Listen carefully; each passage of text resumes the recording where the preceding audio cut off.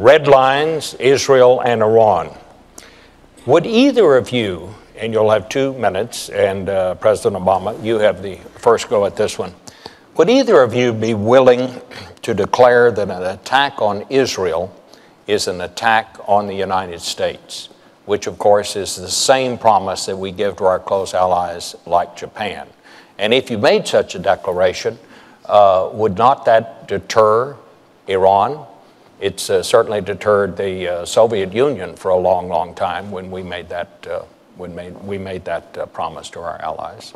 Mr. President. Well, first of all, Israel is a true friend. It is our greatest ally in the region. And if Israel is attacked, America will stand with Israel. I've made that clear throughout my presidency. So you're saying we've already made that declaration? I will stand with Israel if they are attacked. And this is the reason why, working with Israel, we have created the strongest military and intelligence cooperation between our 2 countries in history. In fact, this week, we'll be carrying out the largest military exercise with Israel in history, this very week.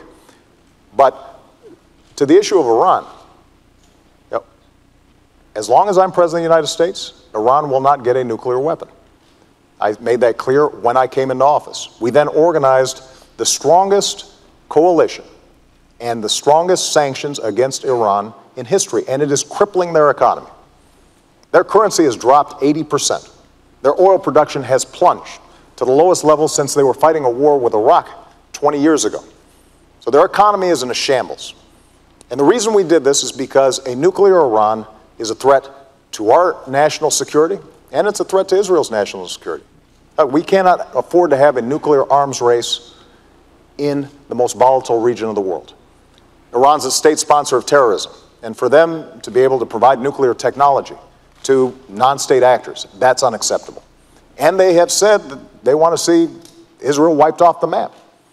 So the work that we've done with respect to sanctions now offers Iran a choice. They can take the diplomatic route and end their nuclear program, or they will have to face a united world and a United States president, me, who said we're not going to take any options off the table.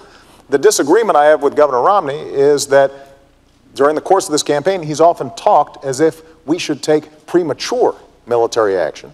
I think that would be a mistake, because when I've sent young men and women into harm's way, I always understand that that is the last resort, not the first resort.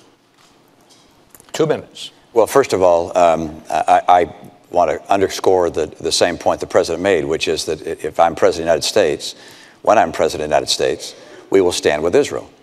And if Israel is attacked, we have their back, not just diplomatically, not just culturally, but militarily. That's number one. Number two, with regards to Iran and the threat of Iran. There's no question but that a nuclear Iran, a nuclear-capable Iran, is unacceptable to America. It presents a threat not only to our friends, but ultimately a threat to us, to have Iran have nuclear material, nuclear weapons that could be used against us or to be threatening to us. It's also essential for us to understand what our mission is in Iran, and that is to dissuade Iran from having a nuclear weapon through peaceful and diplomatic means. And crippling sanctions are something I called for 5 years ago when I was in Israel speaking at the Herzliya conference. I laid out 7 steps. Crippling sanctions were number one, and they do work. You're seeing it right now in the economy. It's absolutely the right thing to do to have crippling sanctions. I'd have put them in place earlier, but it's good that we have them. Number two, something I would add today is I would tighten those sanctions. I would say that ships that carry Iranian oil can't come into our ports. I imagine the EU would agree with us as well. Not only ships couldn't, I'd say companies that are moving their oil can't, people who are trading in their oil can't. I would tighten those sanctions further. Secondly, I'd take on diplomatic isolation efforts. I'd make sure that Ahmadinejad is indicted under the Genocide Convention. His words amount to genocide incitation. I would indict him for it. I would also make sure that their diplomats are treated like the pariah they are around the world, the same way we treated the apartheid diplomats of South Africa. We need to increase pressure time and time again on Iran, because anything other than a solution to this which stops this nuclear folly of theirs is unacceptable to America. And of course, a military action is the last resort. It is something one would only consider if all of the other avenues had been tried to their full extent. Let me ask both of you. As you know, there are reports that Iran and the United States, as part of an international group, have agreed in principle to talks about Iran's nuclear program. What is the deal, if there are such talks? What is the deal that you would accept, Mr. President? Well, first of all, those are reports in the newspaper. They are not true. But our goal is to get Iran to recognize it needs to give up its nuclear program and abide by the UN resolutions that have been in place, because they have the opportunity to re-enter the community of nations. And we would welcome that. There are people in Iran who have the same aspirations as people all around the world for a better life. And we hope that their leadership takes the right decision. But the deal we'll accept is they end their nuclear program. It's very straightforward. And I'm glad that Governor Romney agrees with the steps that we're taking. There have been times, Governor, frankly, during the course of this campaign where it sounded like you thought that you'd do the same things we did, but you'd say them louder, and somehow that would make a difference. And it turns out that the work involved in setting up these crippling sanctions is painstaking. It's meticulous. We started from the day we got into office, and the reason it was so important, and this is a testament to how we've restored American credibility and strength around the world, is we had to make sure that all the countries participated, even countries like Russia and China. Because if it's just us that are imposing sanctions, we've had sanctions in place for a long time. It's because we got everybody to agree that Iran is seeing so much pressure. And we've got to maintain that pressure. There is a deal to be had, and that is that they abide by the rules that have already been established. They convince the international community they are not pursuing a nuclear program. There are inspections that are very intrusive, but over time, what they can do is regain credibility. In the meantime, though, we're not going to let up the pressure until we have clear evidence that takes place. And one last thing, just to make this point. The clock is ticking. We're not going to allow Iran to perpetually engage in negotiations that lead nowhere. And I've been very clear to them. Because of the intelligence coordination that we do with a range of countries, including Israel, we have a sense of when they would get breakout capacity, which means that we would not be able to intervene in time to stop their nuclear program. And that clock is ticking. And we're going to make sure that if they do not meet the demands of the international community, then we are going to take all options necessary to make sure they don't have a nuclear weapon. Governor. I think from the very beginning, one of the challenges we've had with Iran is that they have looked at this administration and felt that the administration was not as strong as it needed to be. I think they saw weakness where they had expected to find American strength. And I say that because from the very beginning, the president in his campaign some 4 years ago said he'd meet with all the world's worst actors in his first year. He'd sit down with Chavez and Kim Jong-il, with Castro, and with President Ahmadinejad of Iran. And I think they looked and thought, well, that's an unusual honor to receive from the President of the United States. And then the President began what I've called an apology tour of going to various nations in the Middle East and criticizing America. I think they looked at that and saw weakness. Then when there were dissidents in the streets of Tehran, a green revolution, holding signs saying, "Is America with us?" the President was silent. I think they noticed that as well. And I think that when the President said he was going to create daylight between ourselves and Israel, that they noticed that as well. All of these things suggested, I think, to the Iranian mullahs that, hey, we can keep on pushing along here. We can keep talks going on, but we're just going to keep on spinning centrifuges. Now there are some 10,000 centrifuges spinning uranium, preparing to create a nuclear threat to the United States and to the world. That's unacceptable for us, and it's essential for a president to show strength from the very beginning, to make it very clear what is acceptable and not acceptable. And an Iranian nuclear program is not acceptable to us. They must not develop nuclear capability. And the way to make sure they understand that is by having from the very beginning the tightest sanctions possible. They need to be tightened. Our diplomatic isolation needs to be tougher. We need to indict Ahmadinejad. We need to put the pressure on them as hard as we possibly can. Because if we do that, we won't have to take the military action. Bob, let me just respond. Nothing Governor Romney just said is true. starting with this notion of me apologizing. This has been probably the biggest whopper that's been told during the course of this campaign. And every fact checker and every reporter who's looked at it, Governor, has said this is not true. And when it comes to tightening sanctions, look, as I said before, we've put in the toughest, most crippling sanctions ever. And the fact is, while we were coordinating an international coalition to make sure these sanctions were effective, you were still invested in a Chinese state oil company that was doing business with the Iranian oil sector. So I'll let the American people decide, judge, who's going to be more effective and more credible when it comes to imposing crippling sanctions. And with respect to our attitude about the Iranian Revolution, I was very clear about the murderous activities that had taken place, and that was contrary to international law and everything that civilized people stand for. And so the strength that we have shown in Iran is shown by the fact that we've been able to mobilize the world.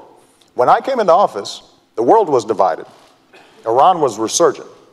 Iran is at its weakest point economically, strategically, militarily than in many years. And we are going to continue to keep the pressure on to make sure that they do not get a nuclear weapon. That's in America's national interest, and that will be the case so long as I'm president. We're 4 years closer to a nuclear Iran.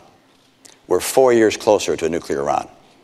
And we should not have wasted these 4 years to the extent they've continued to be able to spin these centrifuges and get that much closer. That's number one. Number two, Mr. President, the reason I call it an apology tour is because you went to the Middle East and you flew to Egypt and to Saudi Arabia and to Turkey and Iraq.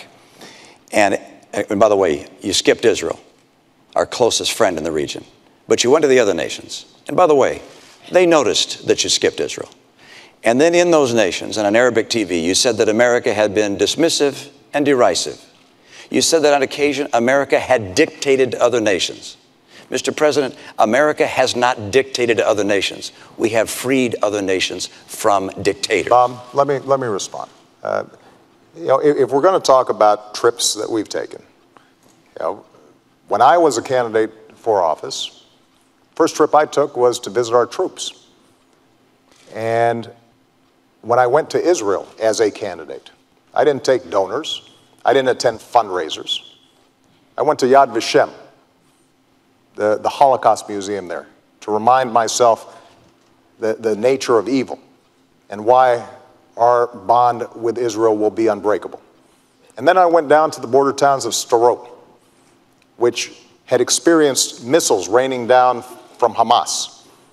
And I saw families there who showed me where missiles had come down near their children's bedrooms. And I was reminded of what that would mean if those were my kids, which is why, as president, we funded an Iron Dome program to stop those missiles.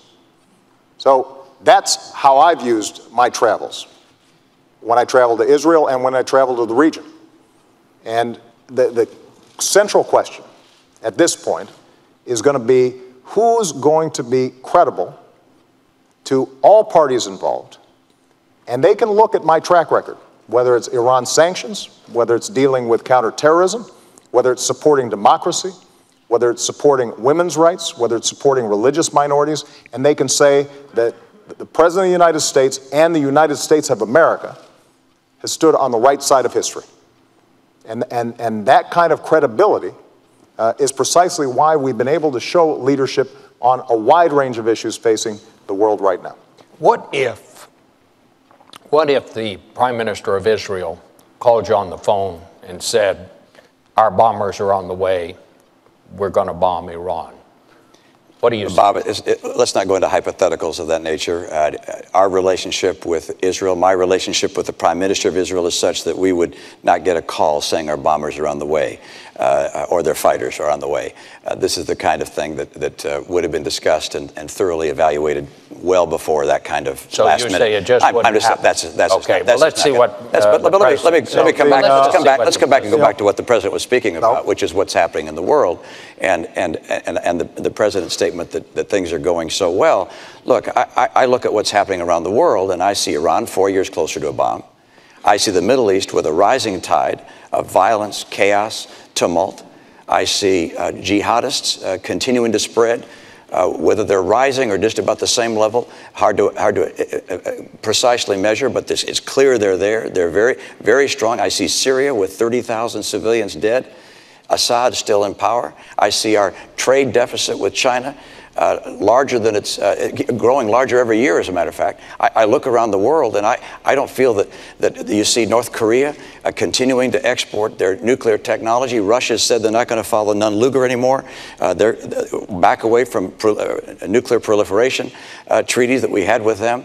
I look around the world. I don't see our influence growing around the world. I see our influence receding, in part because of the failure of the president to deal with our economic challenges at home, in part because of our withdrawal from our commitment to our military in the way I think it ought to be, in part because of the turmoil with Israel. I mean, the president received a letter from 38 Democrat senators saying the tensions with Israel were a real problem. They asked him, please repair the tension. Democrat senators, please repair the damage in his own party. Governor, the problem is that on a whole range of issues, whether it's the Middle East, whether it's Afghanistan, whether it's Iraq, whether it's now Iran, you've been all over the map. I mean, I'm pleased that you now are endorsing our policy of applying diplomatic pressure and potentially having bilateral discussions with the Iranians to end their nuclear program. But just a few years ago, you said that's something you'd never do. In the same way that you initially opposed a timetable in Afghanistan. Now you're for it, although it depends. In the same way that you say you would have ended the war in Iraq, but recently gave a speech saying that we should have 20,000 more folks in there. The same way that you said that it was mission creep to go after Gaddafi. When it comes to going after Osama bin Laden, you said, well, any president would make that call.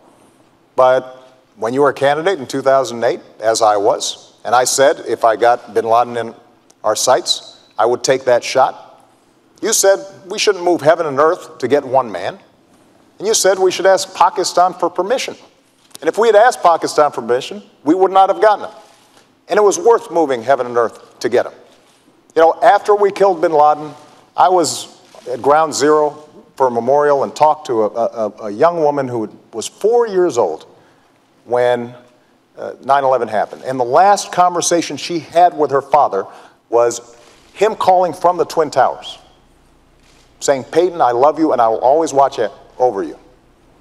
And for the next decade, she was haunted by that conversation. And she said to me, you know, by finally getting bin Laden, that brought some closure to me.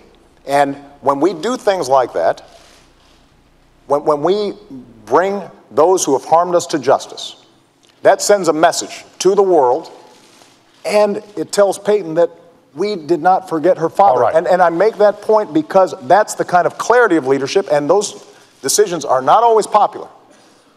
Those decisions generally are not poll tested. And even some in my own party, including my current vice president, had the same critique as you did. But what the American people understand is that I look at what we need to get done to keep the American people safe and to move our interests forward, and I make those decisions. All right.